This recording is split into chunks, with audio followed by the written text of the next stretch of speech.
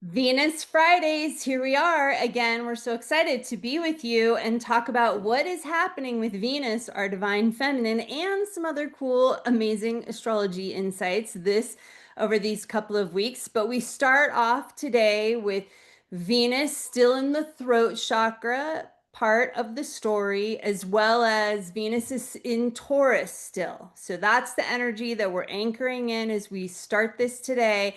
But Venus is changing signs, but we'll get to that in just a little bit. So thanks for being here. And Kaylin, what do we want to talk about first? Why don't you start us off? Oh, well, what do we want to talk about first? So, the solstice, of course. Yeah. So Venus had its throat chakra gate on June 21st, 22nd, depending on your time zone, right in the middle of Taurus. So very cool. And now as we approach this time, we have the moon getting ready to conjunct Mars. So it's interesting to just to look at the fact that Venus conjuncts the moon, and that represents her journey into the underworld or out of the underworld, depending on which part of the cycle it is.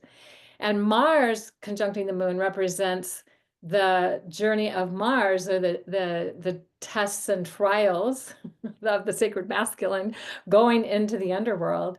And this is the fifth time Mars has met with the moon since it went direct back in February. So if we looked at we looked at the labors of Hercules, this would be the fifth trial, and uh, it's about clearing away the excrement. And basically, Hercules reroutes a river and like cleans everything up, and it all gets washed away, which is kind of cool. And then the whole reason that Hercules is doing these tests and trials is he wants immortality. And he hasn't even gone into the underworld yet. He's going to go through a death and rebirth process, but that's what these tests are about, these trials are about. So I find that fascinating, and that's happening as Venus is at the throat chakra gate. And interesting too that it's like Mars is met with Regulus, the heart of the Lion constellation, and then now the moon is meeting with Mars. So this is a good thing to get out and see in the sky. So this is happening. This is recordings coming out on Friday. By Sunday is when we'll have the moon Mars conjunction. So it's worth checking that out. And you'll see Regulus nearby. So the heart, how do we tune into our heart, our sovereignty, connecting to ourselves? By cleaning out the crap. I like that, right? That works like, Cleaning out the crap. I was yeah, like, that's pretty good. yeah. I was delighted to find that out. It's so true, right? We got to clean out like the crap of our shadow side so we can be in our hearts. So I really appreciate that. Well, and so just over the tonight, tomorrow night, we'll see Mars is not that far from Regulus. It's still pretty close, and the moon is moving up to be with Regulus exact on the 29th. So, that's something for us to be aware of. And then the moon will move on because it moves pretty fast. Yeah. So yeah, I think it's pretty cool. And it's in Virgo. So this is the sacred expression or the sacred function of the masculine in Virgo, not far from the heart of the lion as well. Yeah. So how are Love we it. operating from our sacred heart energy? Yeah. And tuning into like our inner sage druid type of archetypes within us. Yeah. So then our next thing we're looking at is then Venus meets with the Pleiades. So here we have the divine feminine meeting with the seven sisters. Like there's just like archetypal energy, alchemy layering on top of each other. Just before then Venus is moving into Gemini. So it's like all happening right there in that part of the sky. And Neptune's going retrograde. All of that's happening simultaneously, which is extremely powerful. Because Venus will be at the early degrees of Gemini, it'll be sextiling Neptune. while it's going retrograde. And as we talked about a little earlier, the Neptune, which is most like Pisces. So some people like to say rules, but we're moving away from the rules. It resonates most. It's most like Pisces, and it's in Aries. And it's going back into Pisces and then back into Aries. And so it's just another signal of how important the cycle of Venus as Aries Pisces, not just Aries, not just Pisces, but really that combination. And Neptune can only do this every 165 years or so. And the last time, I think it only passed the zero Aries point once, not three times like it's doing this time. So this is spectacular in terms of really capturing our attention and feeling into the importance of, we could say, Aries and Pisces, fierce compassion. I love that. And just Venus moving into Gemini, right? Our sacred feminine now moves into that more trickster, but crazy, brilliant, curious, right? Like that's the thing I think of the most with Gemini. It's so curious. It wants to learn and explore, right? That's where it has a resonance with Sagittarius. The opposite side of its pole is like, ooh, it wants to learn as much as it possibly can, but in a really fun, playful, enjoyable way, right? Right? Not like drudgery, not a bunch of homework you have to get done, but just like what lights you up, what books are you excited to read, or documentaries, or and it has that place of, while we're still in the throat chakra, of how we communicate and write and share our truth and use our voice, right? Because we're in that gate that we're clearing things that quiet and hold our voice in tight or don't feel safe to speak out and speak our authentic, honest, compassionate truth.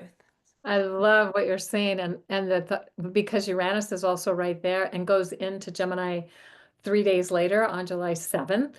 So, I mean, they're like hanging out pretty tight and close for a few days. And Uranus is about expanding consciousness and awareness, but it's also about doing it in ways that are unexpected. Like, wait a second, I didn't see that coming. I was like, and it can be amazing because it's like it takes us in these massive leaps of consciousness that aren't necessarily something we would think about or consider even possible. Um, and here we are. We've got, and then Venus can give voice to that because she's at the throat chakra, so she might be able to figure out how to speak into these what's happening, these mysteries, I guess is the way to say that, these mysteries of how we let go of the things that are in the way of us speaking our voice. It also makes me think of the idea of upper limits, how sometimes we hold ourselves back because we have a belief that we can only go so far for whatever reason. And so we reach an upper limit and then we don't let ourselves go beyond that. How, and Uranus would say, forget the upper limits. And Gemini too, right? So Yeah, Gemini too is like, like yeah, forget the upper that limits. bringing together of those two energies of like expanding consciousness, but like the awareness of the conscious, right? Like Gemini and Uranus, there's some overlap between those archetypal energies as well. So it'll be really fascinating to see like how do we become more conscious with this shift of Uranus into Gemini? Is And it's there, the first time that Uranus has been here in 83 years, something like that. Like the early 1940s was the last time it went into Gemini. wow, And World War II is going on at that time. So hopefully we're not in World War III when this happens, but yeah.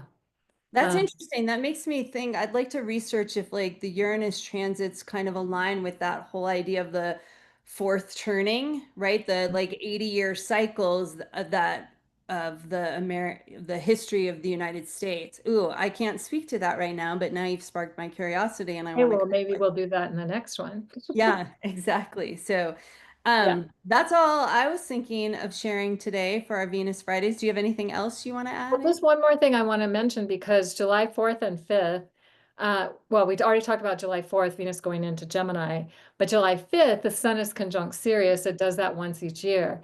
And the United States Declaration of Independence was created on July 4th because the sun was conjunct Sirius. And they wanted to create something new and different and amazing. And, they had this great vision, which of course hasn't really ever been fully honored or appreciated, but and Or has been, manifested. yes. That all people have the right to pursue happiness.